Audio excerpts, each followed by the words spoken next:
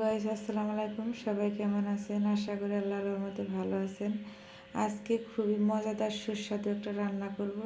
সেটা হলো বন্ধুরা শুটকি মাছ। শুটকি মাছ তো আমরা কম বেশি সবাই পছন্দ করি।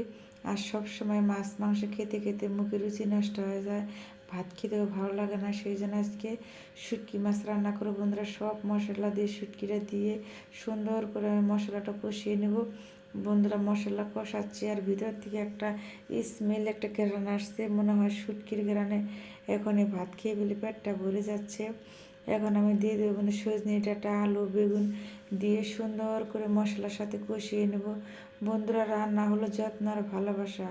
ভালোবাসা যত্ন দিয়ে রান্না করলে বন্ধুরা যে কোনো খাবারই খেতে সেটা দ্বিগুণ টেস্ট হয়, খেতে যে কী মজা লাগে বন্ধুরা। দেখো কি সুন্দর ঘ্রাণ আসছে। কষাইতে কষাইতে একদম আমি মাখা মাখা করে ফেলবো বন্ধুরা।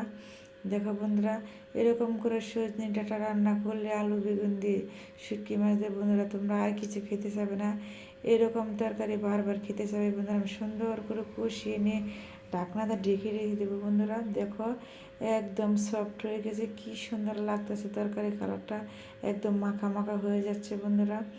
আমি এখন ঝোলের পানি যেন সিদ্ধ হওয়ার জন্য একটু একটু ঝোল দিয়ে দেবো, যেন সব মশলাটা সবজির ভিতরে ঢুকে ভালো করে যেন সিদ্ধ হয়।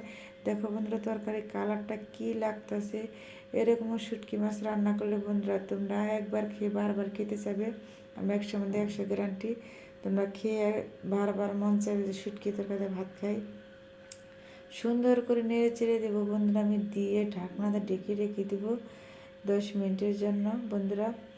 দেখো বন্ধুরা রান্নাটা কত সুন্দর হয়েছে, আমার প্রায় রান্না শেষের দিকে হয়ে গেছে।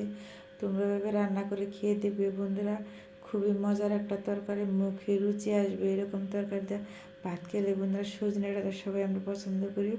এখন করো বন্ধুরা খুবই মজাদার সুস্বাদু ডিম বোনা রেসিপি বন্ধুরা।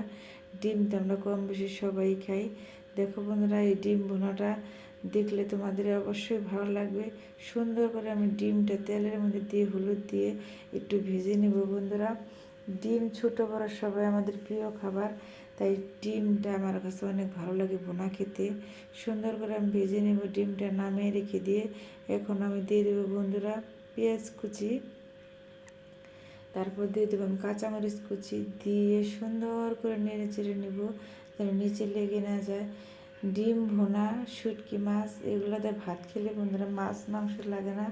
মাছ মাংস যখন মুখে রুচি নষ্ট হয়ে যায় তখন এইরকম করে রান্না করে ডিম ভোনা শুটকি রান্না করে খাবেন, দেখবেন মুখে রুচি ফিরে আসবে। আর ভাত খেতে বন্ধুরা কী যে ভালো লাগবে। আমি আবার তেলটা দিয়ে দেবো আর একটু, দিয়ে সুন্দর করে ভেজে নেবো আস্তে আস্তে জাল দিয়ে বন্ধুরা। দেখো বন্ধুরা পেঁয়াজের কালারটা কি হয়েছে, মাখা মাখা, এরকম মাখা মাখা ডিম বোনা খেতে বন্ধুরা কী যে ভালো লাগে তোমাদেরকে কি বলবো। এরকম ডিম বোনা গরম ভাতের সাথে কিন্তু বন্ধুরা সেই স্বাদ। এখন দিয়ে দেবো আমি এটা পোলার পাতা, এই পাতাটা আমি বাসায় বুনেছি। এটা দিলে বন্ধুরা একদম ডিম বোনার যে কী কেরান আসে, ভাত 1 প্লেট এবং 2 প্লেট খাবে এরকম ডিম বোনাতে বন্ধুরা। আমার ডিম বোনাটা বন্ধুরা যে দেখো কত সুন্দর লাগতেছে। তোমাদের কাছে যদি ভালো লাগে আমার রেসিপিটা সাবস্ক্রাইব করে আমার পাশে থাকবে। সবার জন্য শুভকামনা। আল্লাহ হাফেজ।